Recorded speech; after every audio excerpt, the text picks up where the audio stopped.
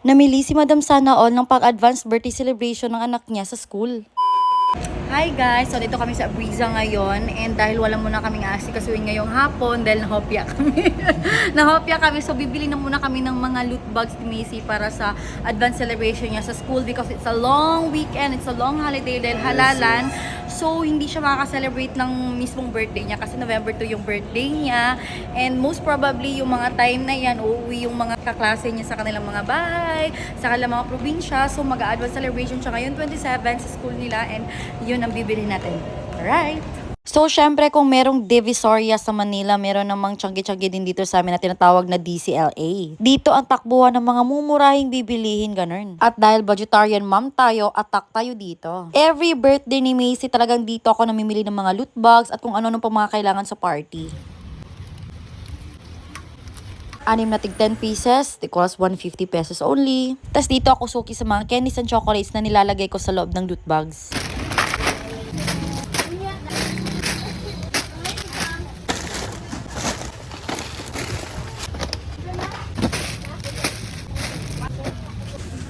Diba? Ganun lang kadali. Bali 40 sila students sa school tapos the rest nito ay para sa Jollibee party niya. So yan guys, pauwi na kami at ginawa na lang naming 60 yung loot bags kasi para hindi siya, anong tawag yan, butal sa amin. Kung 50 siya, so ginawa naming 60 para pair din siya sa mga binili namin kasi worth 30 pieces lahat ng mga pinamili namin. So tagda dalawa-dalawa, so 60 na. So ngayon pag uwi namin sa bahay, magbabalot-balot tayo.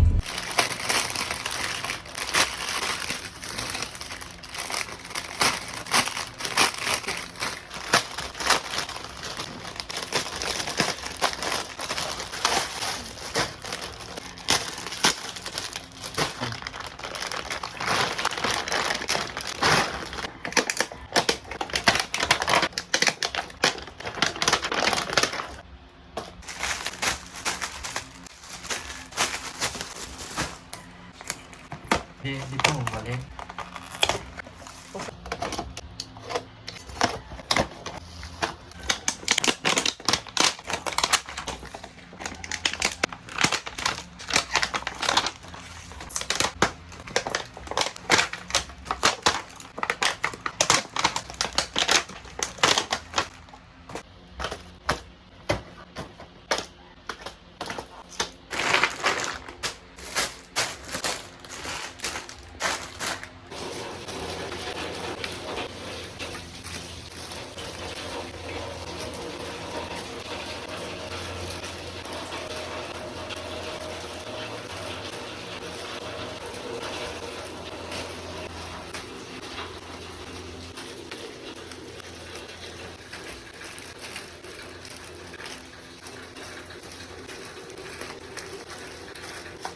So, ayan, ready na ang ating 60 pieces loot bags. And for sure, excited na din ang anak ko sa advance celebration sa birthday niya at mga kaklase niya.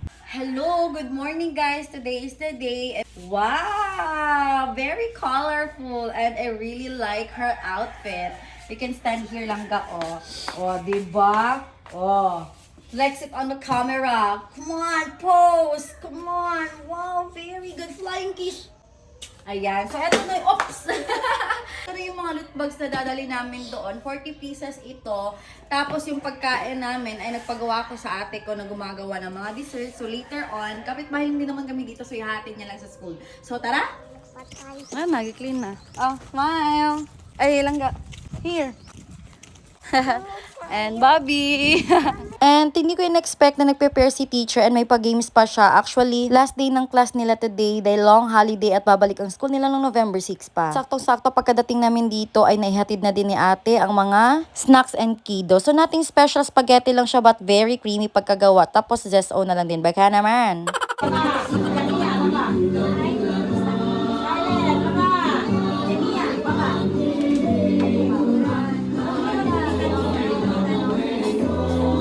Dahil nakasagot siya, may star na naman. What did you answer? What day is today? What did you answer? Friday. Oh, very good. That's why you got star? Very good. Now, go back to your seat. And syempre, may pasample sa ating birthday celebrant. May pa-free sale pang nalalaman. At eto si Kuya, grabe ang energy. Wow!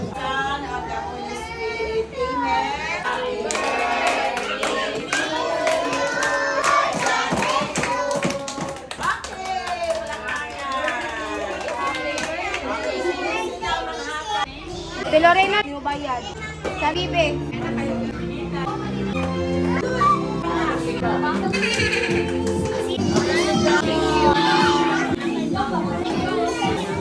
Ayan, sobrang saya ng mga bata tignan. Siyempre, ako as nanay, masaya din ang puso ko na nakapagpasaya tayo ng mga kiddos. And mom, she's out there. Shoutout nga pala sa ate ko na gumawa ng kanilang snacks. Very creamy na spaghetti. Ayan, PM nyo lang siya. Actually, hindi lang yan dahil marami pang kayang gawing delicacies ang ate ko. Siya ang laging takbuhan ng mga tao kapag may mga abrupt celebration dito sa amin. At saka may mga orders outside Davao. This one is very unexpected. So, Macy got a gift from her teacher, Benita. Now, you open this langga. This is really cool. Wow! You really like it? Yes. Yeah, it's super nice. It's a doll. Ayusin mo, ayusin mo. Wow! It's beautiful lang nga in person. Wow! Maybe she can blink her eyes. Can you do that?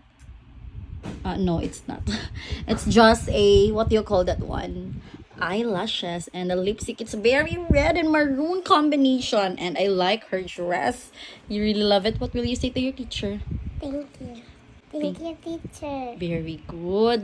I like her necklace. Oh, very cute. I like it.